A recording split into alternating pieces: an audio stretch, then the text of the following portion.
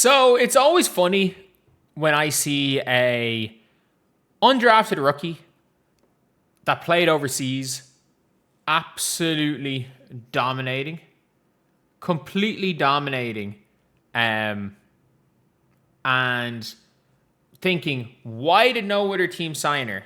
And if you look at certain players where it's like, when it's the Aces, the Sparks, the Fever, the Sky, and you're wondering why none of those teams signed her if you're a fan of any of those teams, the answer is literally they don't think these overseas players are good. And if you're looking, the Chicago Sky, in fairness, they did sign Sydney Taylor as a training camp player, just hooped. They looked into that one. But like, there's been a lot of teams and players, or a lot of players that have not signed anyone. That have not signed anyone from overseas in years. Like, the Indiana Fever signed Demir Stantis, and that's like the only overseas player they've signed in the last half decade. And you're looking at Laura Kaita playing here for the Toronto Tempo. And this is not the only game. She absolutely cooked the Indiana Fever too. Like, this is not the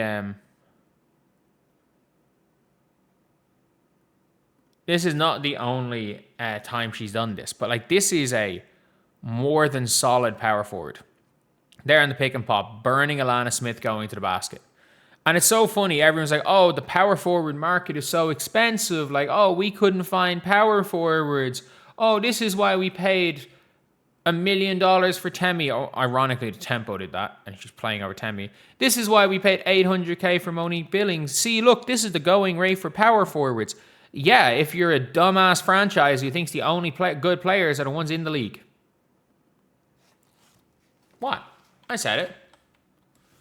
Like, if you think the only good point guards are the ones currently in the league, then yeah, fair enough. Then there's only like 7 or 8 good ones.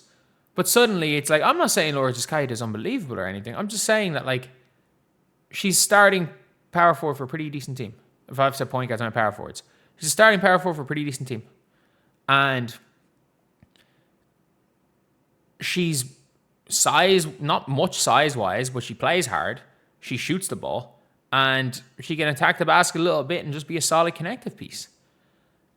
And can survive a power forward, which is important.